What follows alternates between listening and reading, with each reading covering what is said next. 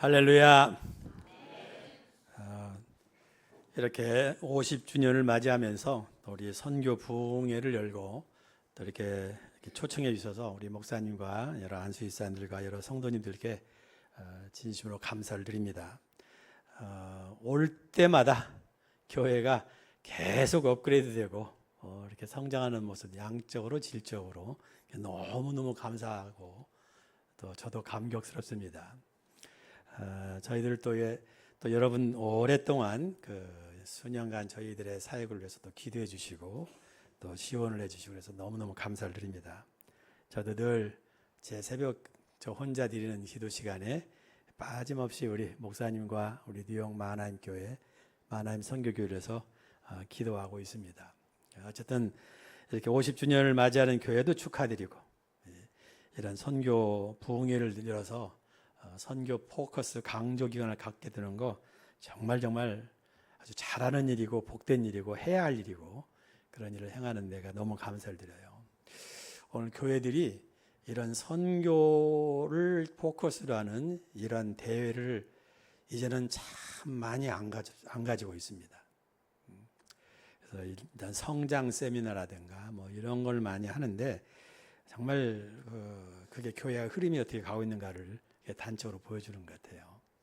제가 있었던 알라바마주의 버밍엄의 브라이드 장로교라는 이 교회에는 제가 거기서 11년 반을 있었는데 지금도 거기도 이제 50주년이 넘었네요. 매년 2월이면 해외 선교를 주제로 해서 선교 미션 컨퍼런스, 우리말로 하면 그냥 선교 강조 기간이에요. 그래서 일주일간을 갔습니다. 그때는 모든 것을 놓고 선교에 초점을 맞춥니다. 11월에 가면은 국내 선교를 주제로 또 선교 대회를 갔습니다. 그 교회가 지금도 국내 선교 한 200명, 해외 선교 한 200명 이렇게 보내고 있거든요. 숫자의 문제가 아니에요. 그때 뭘 하는 거냐? 뭐 거창한 이벤트를 하는 것이 아니고 우리의 주어진 이 선교적 사명을 제대로 감당하고 있는가? 교회적으로, 개인적으로. 이 사명에 대해서 다시 한번 또 포커스를 재조명하고 골이 가기 위한 그런 컨퍼런스 하는데 우리 뉴욕 마하나임 선교교가 이 일을 하는 것이 너무 감사하고 너무 아름답고 그렇습니다. 하여튼 여러분 다시 한번 감사를 드립니다. 저는 어제 그런 얘기를 했어요. 교회 본질이 뭔가? 교회 여러 사역 중에서 가장 중요한 게 뭔가?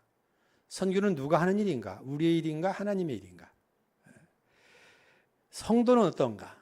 성도가 살아가면서 가장 본질적인 일이 뭔가? 가장 중요한 사역이 뭘까? 그런 얘기를 했습니다. 교회나 하나님의 교회나 하나님의 백성이나 답은 똑같아.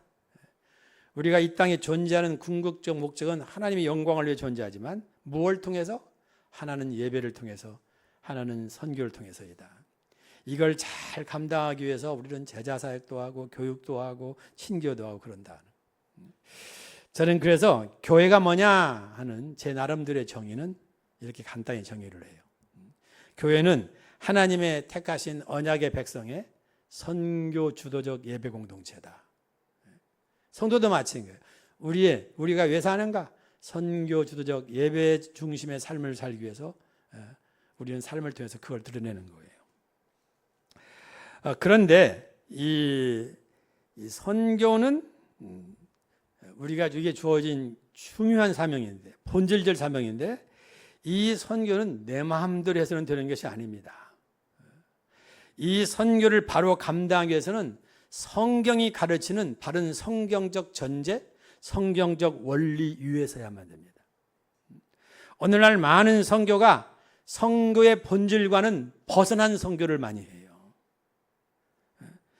이게 선교 역사를 보면 1800년대에 들어오면서부터 아주 급진적으로 사람은 이성주의적인 신앙이 발달하면서 우리가 생각하는 교회의 존재 목적 뭐 이러면서 이렇게 우리가 복음주의적으로 생각하는 선교와는 전혀 빗나가는 그런 선교를 강조하고 있는 걸 볼 수가 있습니다.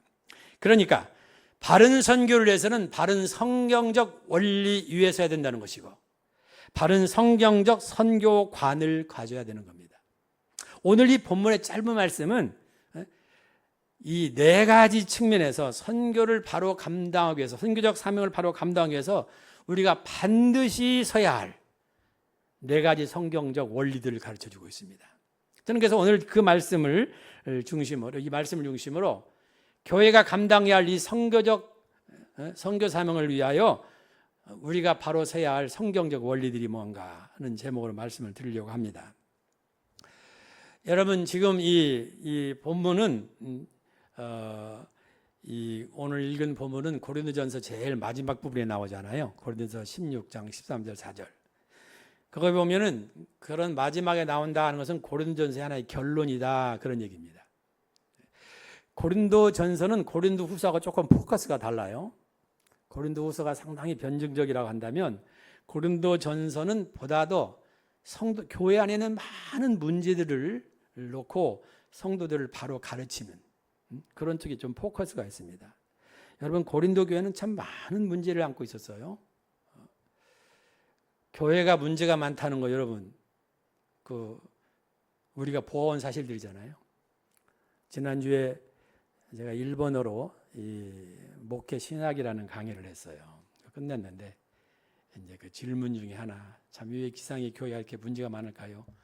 제가 대답하기를, 이 문제투성이 목사가 죄악투성이 선거를 향해서 목회를 한다는 것 자체가 문제로다.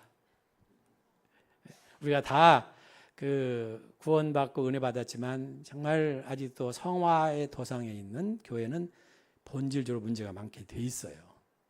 근데 고린도 교회는 특별히 여러 가지 문제가 있었습니다.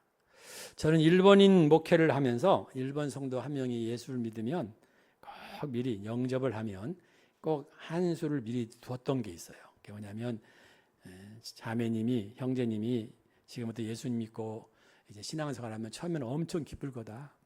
근데 뭐 빠르면 한 주간, 길면 뭐 한 달쯤 후에 옆 사람들을 바라보면서, 아유, 저분이 우리 교회 성도 맞아? 저분이 우리 목사님 맞아? 문제가 많네? 이렇게 보일지도 모른다. 근데 그때 생각을 해라. 그때는 교회를 떠날 때가 아니고 그런 문제 많은 사람들을 위해서 하나님은 은혜로 이 교회라는 것을 주신 것이다.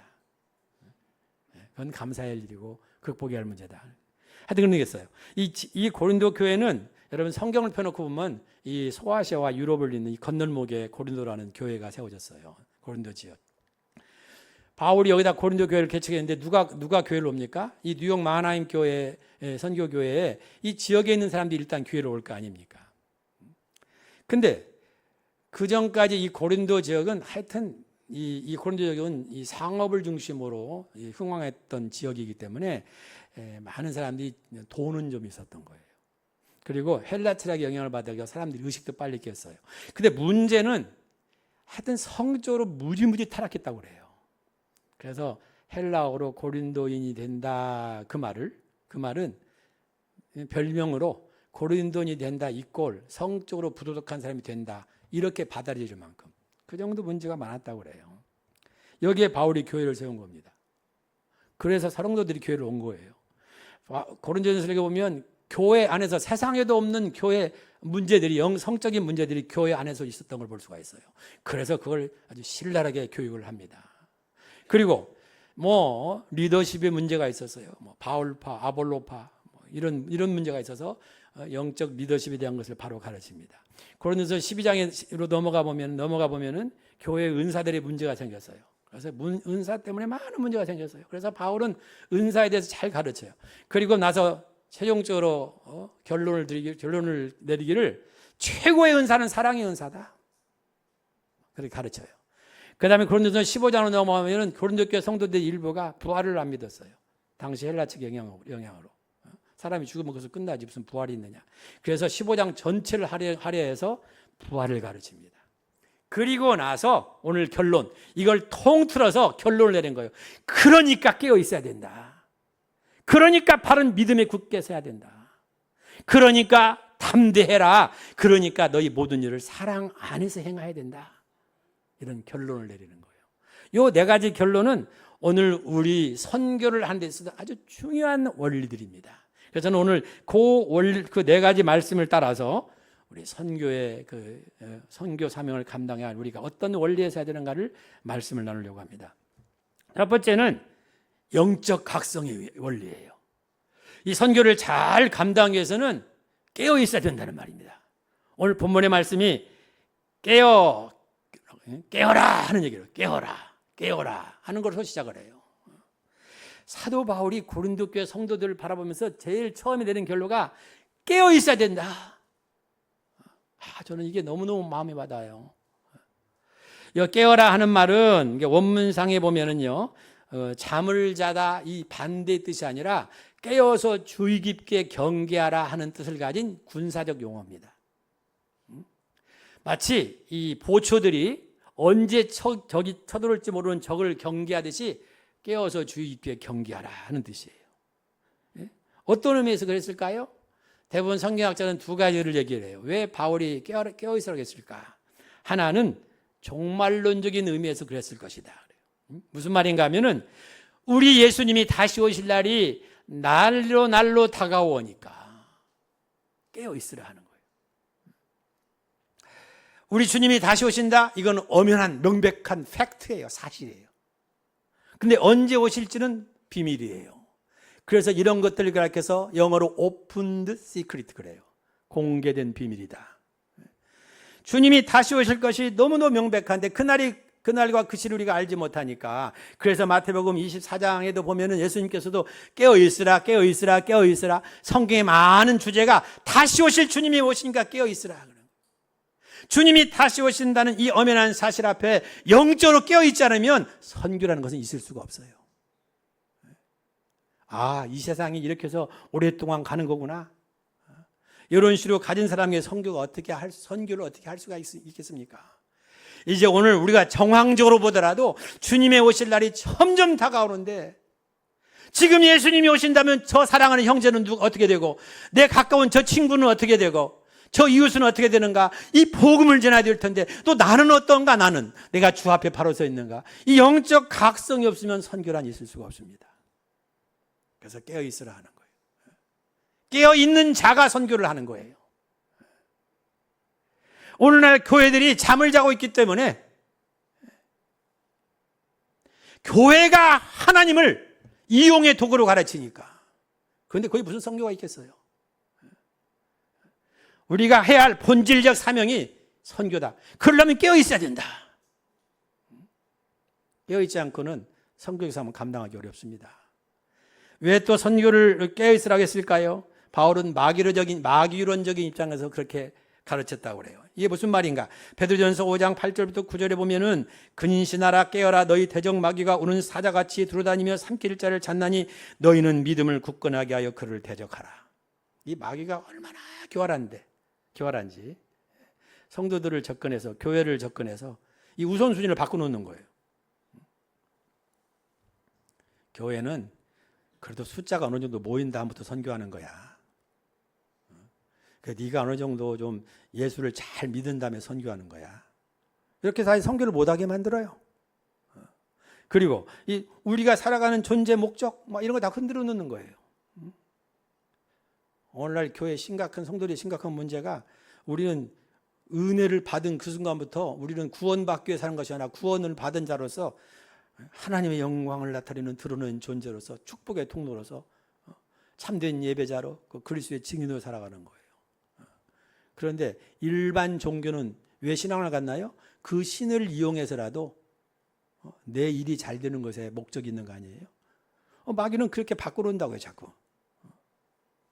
여기에서 뉴욕 마나임까지 세워졌으니까 농아일랜드 한쪽 코너에서 우리끼리 잘 친교하면서 그냥 평안하게 이게 살면 된다. 마귀의 기가 막힌 속삭임입니다. 우리 아버지께서는, 우리 예수님은 땅 끝까지로 내 증인이 되라. 네가 아버지께서 나를 보내신 것 같이 나도 너희를 보낸다. 이러시는데 마귀는 그런 초점을 흐려놓는단 말이에요. 이 마귀가 얼마나 영특한지요. 그 마귀가 영특한 그런 이유를 하나를 설명해 볼까요? 여러분, 창세기에 보면 하나님께서 아담과 하와를 지으신 다음에 선악을 알게 하는 나무의 실과는 따먹지 말라고 그 명령을 하십니다. 그런데 마귀가 왔어요. 뱀으로 통해서 뱀으로 가장한 마귀가 와서 누구를 먼저 꼬이죠? 하와를 먼저 꼬여요. 여자를 먼저 꼬여요. 왜 여자를 먼저 꼬였을까요? 여자가 약하니까. 약한 자여 그대 이름은 여자로다. 요새 그런 말 잘못했다는 혼난다고 그래요. 여자가 약하다니 왜 여자가 약해? 정말 혼난다고 그래요. 잘못하면 큰일 나죠. 그러니까 여자가 약하기 때문에 마귀가 건드렸다는 건 이유가 안 돼요. 근데 성경을 잘 읽어보면은, 묵상하면서 보면은, 이런 게 눈에 들어와요. 여러분, 하나님께서 선악과에 따먹어서 안 된다는 이 언약을 내리실 때는 하와는 아직 지어지기 전이에요. 그러니까 아담은 하나님께서 이 금지 명령을 했을 때 직접적으로 전달받은 사람이고, 하와는 누구를 통해서 그것을 알게 됐을까요? 남편 아담을 통해서. 그러면 같은 유혹을 했을 때, 야 이거 먹지 말라고 그랬어? 하나님이 정말 그랬어? 그랬을 때 아담에게 먼저 줬으면, 그래 내가 분명히 들었어. 하나님이 나에게 말씀하시길 이거 먹는 날에는 정령 죽는다고 말씀하셨어. 근데 그걸 듣지 않은, 간접적으로 전달받은 하와는, 너 정말 들었어? 그거 누가 그래? 이렇게 의심을 잔뜩 심어놓고 놓으면 더 쉽게 유혹에 넘어갈 수 있다는 말입니다. 글쎄, 그거 듣고 보니까 그러네. 우리 남편이 뭐 잘못 들었나? 하나님은 사랑이신데 이거 다 먹으라고 놓고 이거 하나 못 먹게 치사하게 이렇게 보다 더 유혹에 빠지기 쉽단 말입니다. 마귀가 이 정도 교활한 거예요. 여러분과 저의 벌어진 틈이 어딘가, 이것을 누구보다 더 잘 아는 것이 마귀입니다. 그래서 사도 바울이 성도들에게 깨어있으라. 깨어있지 않고는 언제 넘어질지도 모르는 사이에 넘어가 버린다. 깨어있으라. 성도는 우리가 이 선교를 잘 감당해서는 영적으로 깨어있어야 됩니다. 주님이 다시 오신다는 엄연한 현실 앞에서, 그리고 이 마귀가 무시로 우리를 공격해 오니까 예수님께서 말씀하신 것처럼 시험에 들지 않게 깨어있어 기도해야 되는 거예요. 깨어있는 자가 선교를 감당하는 겁니다. 깨어있는 뉴욕 마하나임 선교교회가 선교를 감당하는 거예요. 깨어있는 뉴욕 마하나임 교회 성도들이 선교를 감당하는 겁니다. 선교는 액세서리가 아니에요. 우리에게 주어진 본질적 사명이고, 해도 되고 안 되고 하는 선택적 사항이 아니에요. 이게 우리의 중심이라는 말입니다. 그것을 감당하기 위해서는 우리가 사망의 잠을 잔다면 어떻게 그런 것이 눈에 들어오겠습니까? 내가 그래도 다 일 좀 끝내놓고 65세 은퇴를 한 다음에 시니어가 돼서 선교해야지, 이런 달콤한 마귀의 꿰매에 빠지는 거예요. 그럼 65세 가면 뭐 다른 핑계거리가 안 날까요? 우리가 깨어 있읍시다. 깨어 있어야 선교를 바르게 감당하는 겁니다. 두 번째 원리는요, 바른 신앙의 원리 혹은 바른 신학의 원리, 바른 교리의 원리라고도 이름 붙일 수 있어요. 그게 뭐냐면 믿음에 굳게 서라 하는 거예요. 여기 믿음에 굳게 서라 하는 것도, 서다라는 동사가 이것도 군사용어예요. 아주 굉장히 의미가 있는 군사용어입니다. 선다 하는 이 말은 앉다 반대 서다 그 뜻이 아니고, 군대가 이렇게 행진해 갈 때 그 대열 밖으로 흩어지지 말고 그 대열 안으로 서라 그 뜻입니다. 이거 너무너무 중요한 얘기예요. 선교는 내가 생각하는 건 선교가 아니다. 교회들이 하나님의 말씀에 근거해서 그 하나님의 말씀에 근거해서 가르치는 그 선교의 대열 안으로 서라 그 얘기예요.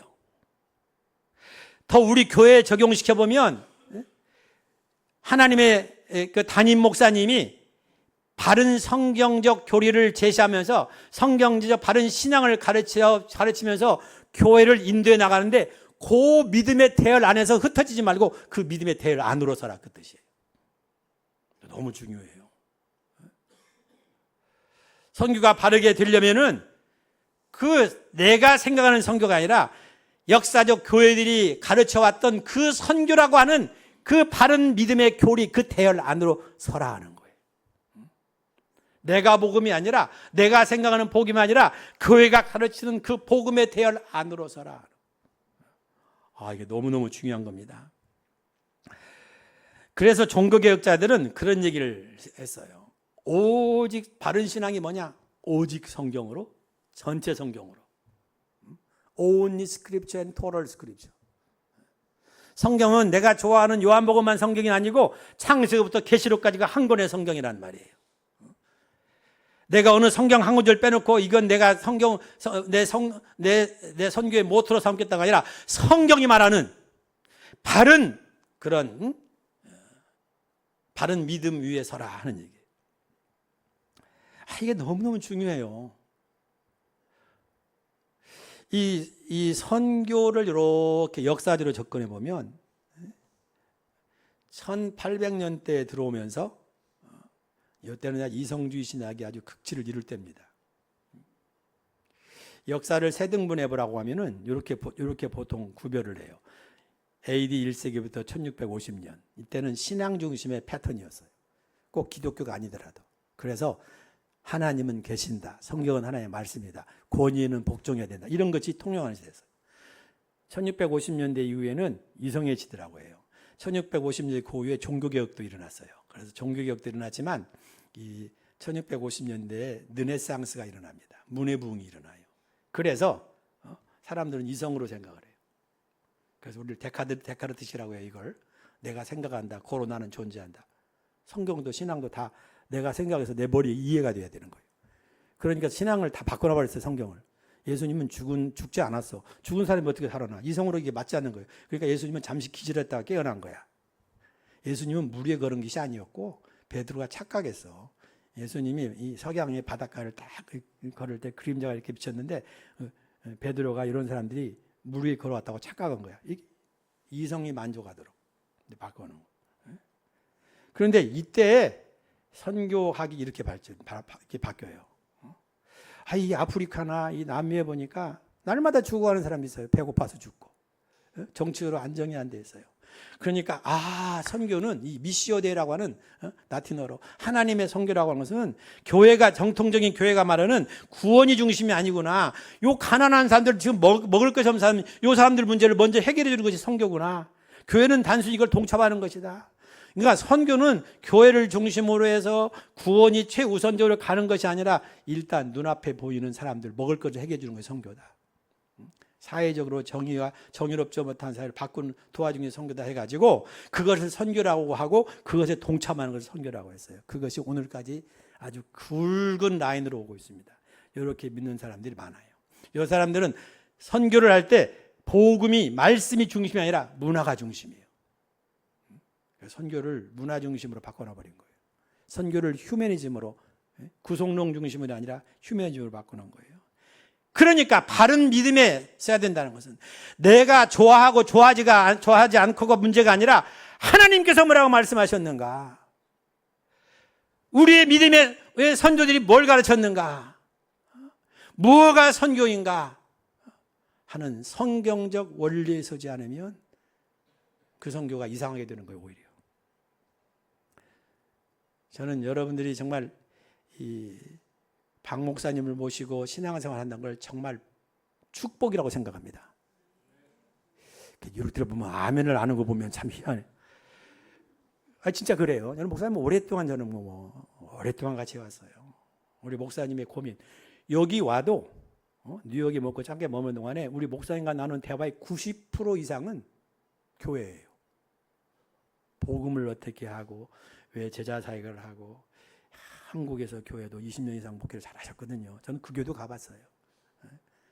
어떻게 이 이민사회에 있어서 복음으로 사람을 세울 것인가. 그리고 무엇보다도 여러분 경험해보셨잖아요. 우리 목사님 무슨 프로젝트 많이 하시던가요? 아니에요. 사람이에요. 그 사람에게 그 사람이 신앙생활을 바르게 해서 어떻게 성경의 원리 위에서 해야 되는가. 아마 이거 여러분들 늘 가르침 받는 것일 거예요. 오늘 교회가 그렇지 않은 교회가 너무나 많다는 데 문제 있어요. 제가 참고로 한번 책을 봤더니 여러분도 이런 책을 한번 사보실 필요가 있습니다. 2023년 한국교회 트렌드, 2024년 한국교회 트렌드, 2020 코로나 때에 한국교회가 어떻게 걸어왔는가, 이걸 이제 여러 가지 통계적으로 접근한 거예요. 2024년 트렌드, 한국교회 트렌드를 쓰고 나서 결론적으로 이런 두 가지 포인트를 얘기하는데 아주 이해가 돼요.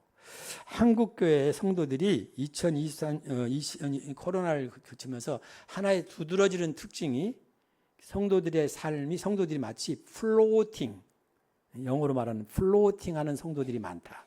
그러니까 붕 떠 있는 성도들이 많다. 그냥 대면 예배도 드리고 줌 예배도 드리고 뭐 이러다 보면서 소속감도 분명치 않고 뭐 꼭 교회를 뭐 경험해 봤는데 꼭 뭐 교회를 가야만 되나? 뭐 줌으로 예배 드리면 됐지. 줌으로 예배 드릴 때 오늘은 옥한우 목사님 돌아가셨지만 오늘은 뭐 오정희 목사님 설교 들을까? 오늘은 뭐 누구 설교를 들을까? 뭐 유명한 어떤 목사님 설교를 들을까? 이렇게 헌팅하면서 그냥 편하게 설교 듣고 이러다 보니까 성도들이 믿음은 없는 것도 아닌데 붕 떠 있는 그런 하나의 기이한 현상을 낳았다. 그래요. 또 하나는요. 영어로 SBNR이라고 하는 그런 특징을 가지게 되었다. SBNR 이게 뭐냐면 spiritual but not religious 이 약자예요. 사람들이 뭔가 영적인 것에 관심이 있어. spiritual.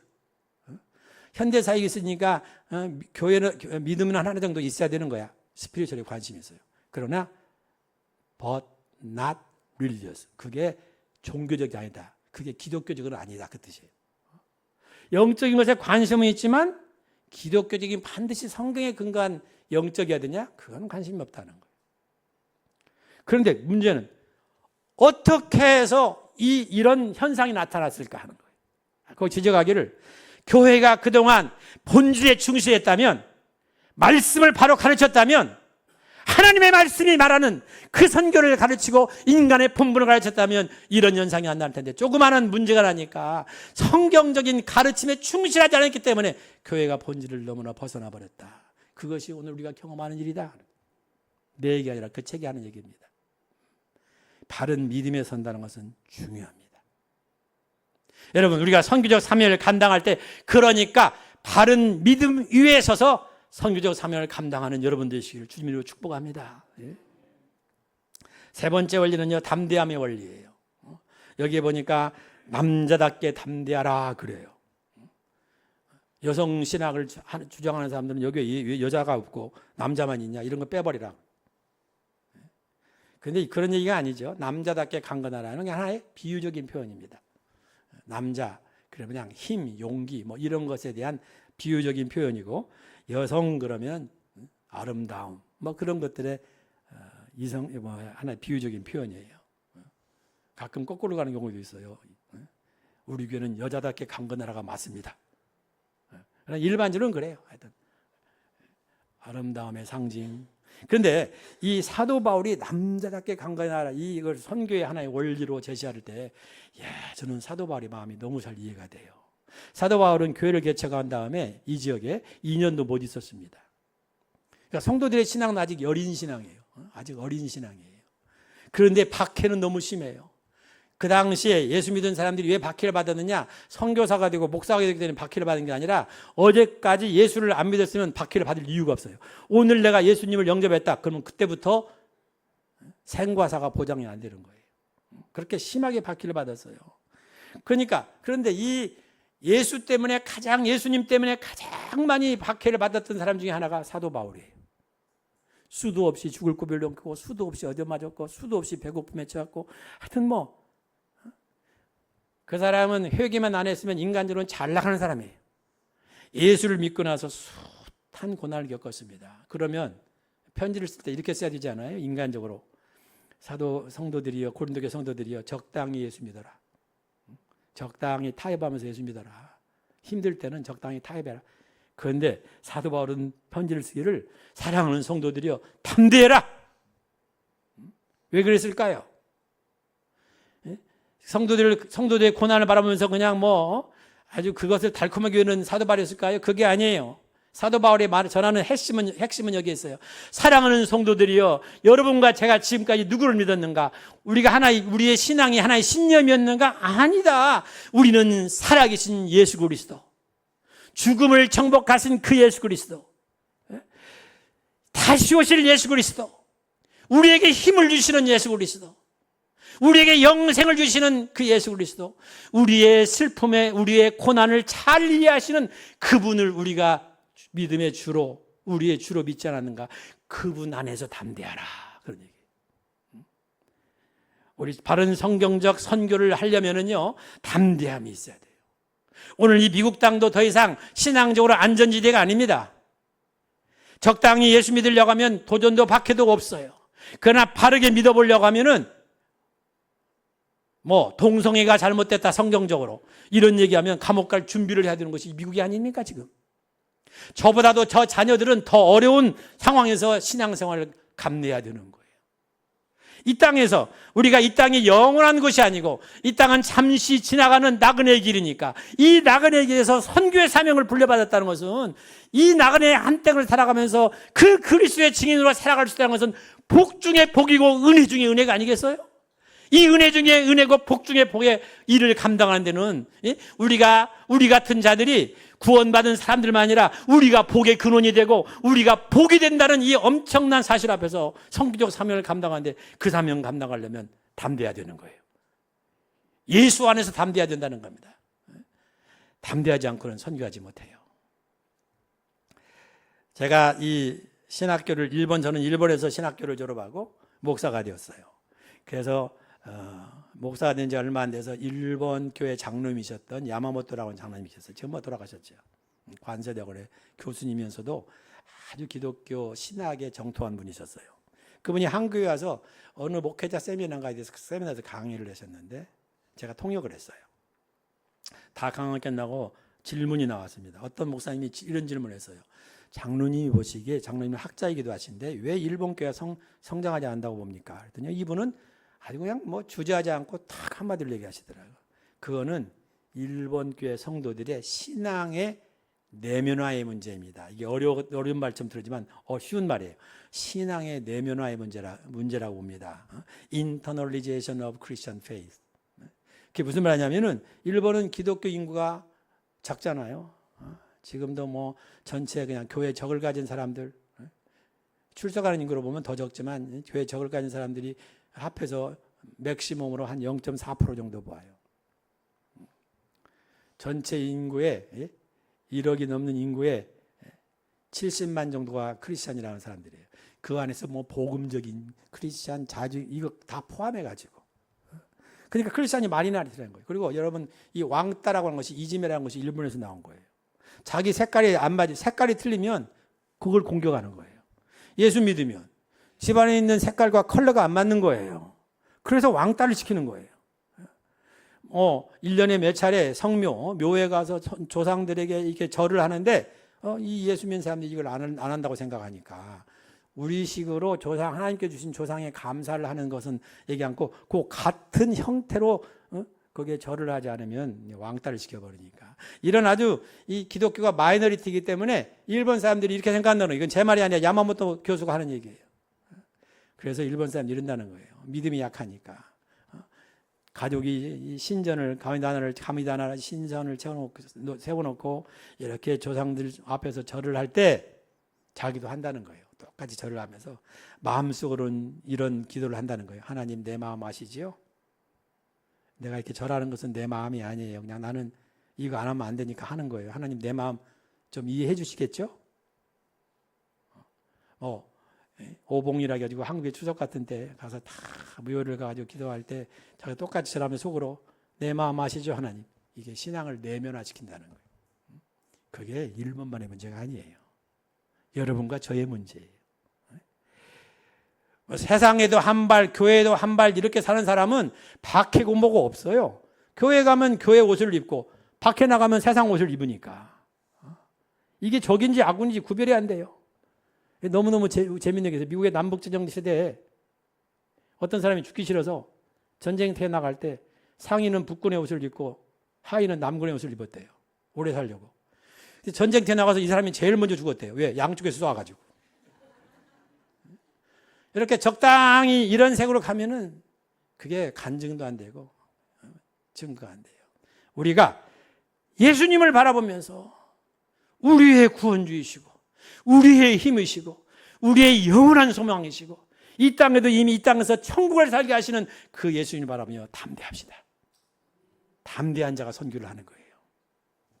마지막으로 너의 모든 일을 사랑으로 행하라. 사랑의 원리입니다. 선교는 사랑으로 출발하여 사랑으로 완성해 가는 겁니다. 선교에서 사랑 빠지면 뭐가 있을까요? 그냥 여러분 선교를 동정심으로 합니까? 아니에요. 우리 주님께서 여러분과 저와 같은 사람들을 오늘 아까 기도해 주신 시사님 말씀처럼 십자가에서 보혈의 피를 흘리셔서 우리를 사셨는데 그것도 모자라서 우리에게 이 하나님의 선교의 동역자로 우리를 세우시고 그러기 위해서 교회를 세우셔서 이 일을 감당케 하시니 그 사랑에 감격해서 하는 거예요. 근데 저는 오랫동안 이 말씀을 오해를 했어요. 너희 모든 일을 사랑으로 행하라. 선교의 사랑의 원리를 얘기하는데 너희 모든 일을 사랑으로 행하라. 우리말로 그렇게 번역이 되어 있으니까 이거는 내가 감당할 수 없겠구나. 노력은 하겠지만 너희 모든 일을 교회 안에도 솔직히 좀 마음이 잘 통하는 사람도 있고 마음이 통하지 않는 사람도 있잖아요. 형제들 간에도. 근데 너희 모든 일을 사랑으로 행하라. 저는 이게 딜레마였어요. 저는 일본 선교사로 일찍 갔거든요. 근데 일본 사람이 사랑이 안 되는 거예요. 너희 모든 일을 사랑으로 행하라. 근데 어느 날 성경을 읽을 때 헬라어 성경에 보니까 요 구절이 너희 모든 일을 사랑으로라고 기록이 안 돼 있고 너희 모든 일을 사랑 안에서 행하라 그렇게 돼 있어요. 영어 성경은 그래서 그렇게 번역을 했어요. Do everything in love. 너희 모든 것을 en 아가페 하라. 너희 모든 일을 사랑 안에서 행하라. 그래서 이 사랑의 원리를 저는 하나의 제 간증을 들어 설명하면서 어떻게 사랑 안에서 행하는가, 어떻게 사랑 안에서 선교를 할 것인가 하는 것을 간증으로 말씀을 마치려고 합니다. 하여튼 저는 아까도 말씀드렸듯이 26살에 일본에 갔어요. 한국에서 군대 마치고 대학 마치고 바로 일본으로 건너갔어요. 왜 그런지 모르지만 선교사가 되기를 원했고 그래서 하나님이 저를 일본으로 인도하셨는데 일본에서 오래 있고 싶지는 사실 않았어요. 왜? 제 마음에 일본 사람들이 사랑이 안 되니까. 저는 어렸을 때부터 우리 할아버지가 장로님이셨는데 시골교회 장로님인데 이 예수 믿는 것 때문에 장로란 이유 때문에 박해를 많이 받았다고 그래요. 나는 어렸을 때부터 이걸 듣고 자랐어요. 일본 사람을 이렇게 잘 알지도 못하는데 하여튼 일본 사람이 싫었어요. 일본에 막상 저는 대학원을 일본에서 마친 사람 아니에요. 일본말로 논문을 썼고. 그러니까 일본말로 공부를 해보니까 일본의 우리 한국인의 위치가 이렇게 낮구나. 이렇게 천대를 받았구나. 이렇게 임진남도 이렇게 끌고 와가지고 이런 것을 지었구나. 이 26살 먹은 젊은 청년의 마음이 용서가 안 돼요. 그래서 일본 사람들이 맨날 우리 교수님들 김상희 신학교 졸업하면 일본을 위해서 일해주면 좋겠다. 제 대답은 항상 한결같이 I hope so. 나도 그렇게 원하는데 yes라는 말이 안 나온다. 니네 사실 반은 사랑하지만 반절 이상이 밉다. 여기 해결이 안 된다. 제가 이것이 3년 이상에 이상하게 저는 그게 아주 너 누구야? 그러면 항상 저는 일본에서 한국 사람이라는 의식이 너무 강했어요. 어떤데 지금도 생각해봐. 내가 일본 사람 진짜 사랑하는 게 맞는가? 한국과 일본하고 축구하면 일본 선교사 누구를 응원하지? 저는 한국을 응원해요. 일본과 미국이 축구를 응원하면 당연히 미국을 응원해요. 일본과 인도가 축구를 보면 그냥 인도가 이겼으면 좋겠어요. 내가 일본 선교사가 맞나 이게? 그런데 이런 고민이 많았어요. 그런데 1988년에 우리 올림픽 있을 올림픽이던가요? 그때 88년도 올림픽인가 그게 뭐가 있었잖아요. 그때 애틀란타에 가면은 일본인 교회가 있어요. 지금 일본 교회 4개지만 그때는 하나밖에 없었어요. 거기에 이제 2달간 학예 봉사를 왔는데 다 학예 봉사 끝나고 이제 그때 이렇게 이런 수양회가 있어가지고 일본인들 한 150명 모였었습니다. 저보고 일본 교회 목사님이 김상 그동안 2달 동안 고생했는데 이제 내일 일본으로 돌아가니까 간단한 인사와 함께 특송을 하나 해달라.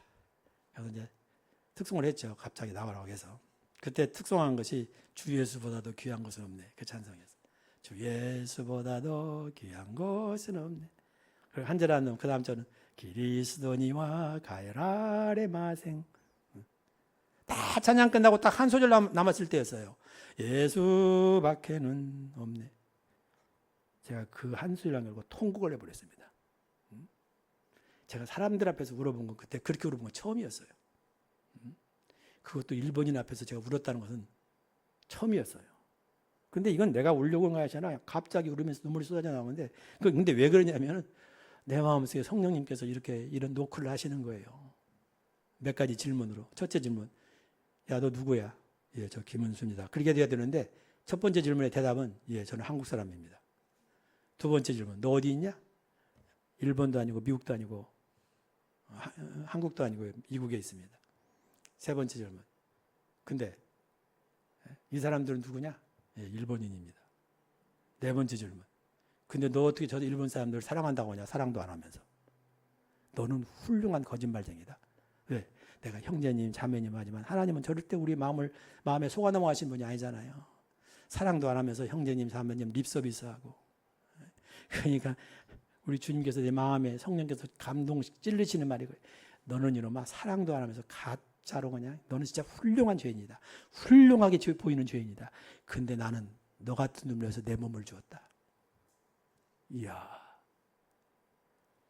하나님은 제 마음을 심령을 패하시면서 너는 사랑도 아니고 그렇게 사랑하는 척 하면서 거짓말하는데 나는 바로 너 같은 놈을 위해서 내 몸을 주었다.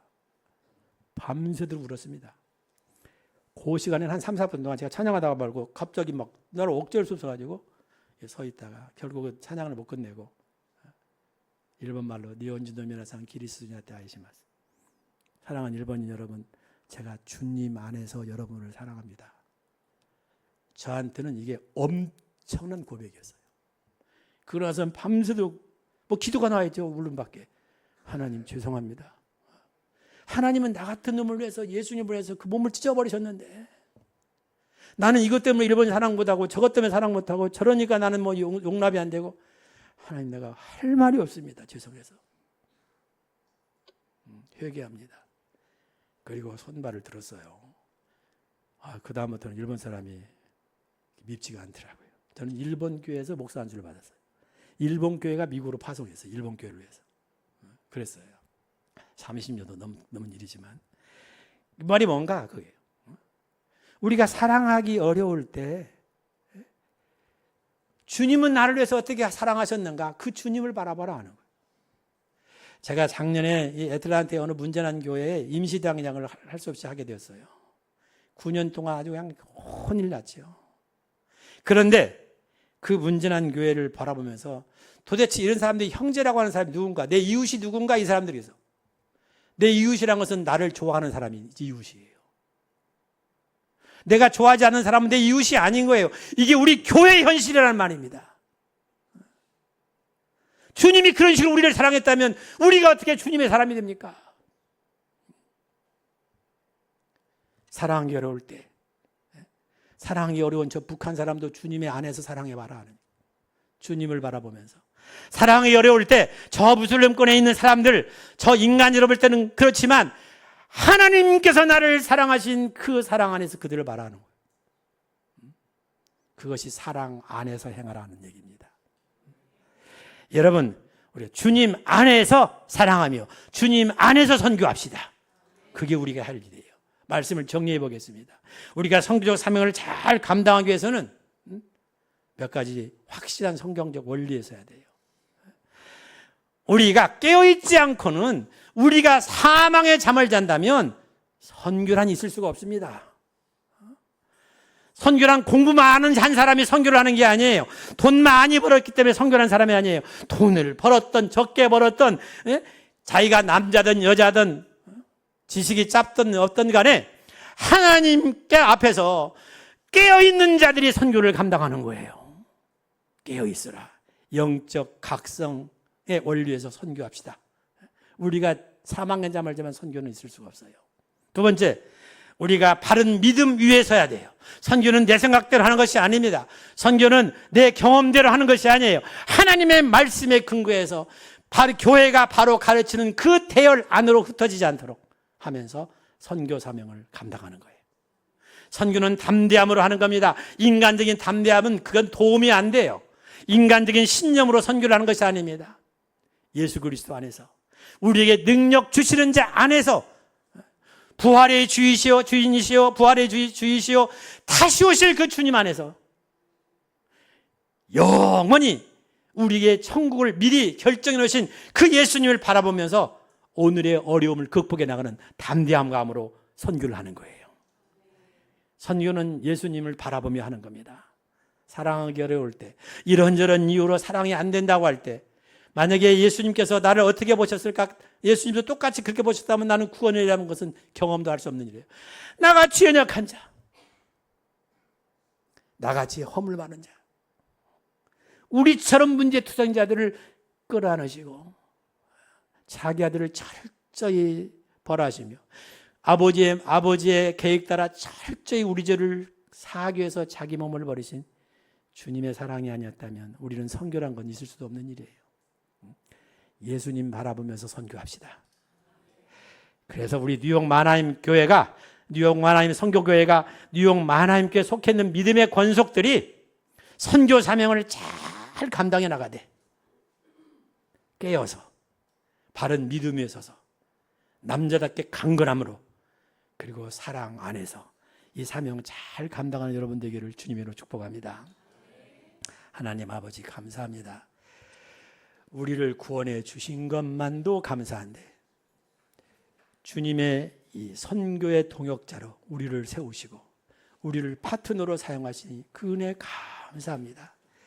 하나님 아버지 이 선교적 사명 잘 감당하게 하옵소서. 기쁨으로 감당하게 하옵소서. 감사함으로 감당하게 하옵소서. 이 뉴욕 마하나임 선교교회에 특별한 은혜를 주시고 은사를 주시고 이 선교적 사명을 잘 감당케 하시니 감사합니다. 이 교회에 속한 모든 믿음의 권속들, 이 뉴욕 마하나임 선교교회가 이 선교적 사명을 감당할 때 이걸 감당하기 위해서 깨어있게 도와주시고 이 교회에 속한 믿음의 권속들 모두가 늘 깨어있게 도와주시고 그래서 바른 믿음 위에 서서 남자답게 강건하며 주님 바라보는 그 사랑으로 이 선교를 실천해가는 교회 성도들 되게 하옵소서. 감사드리며 예수님의 이름으로 축복하며 기도 올려옵나이다. 아멘.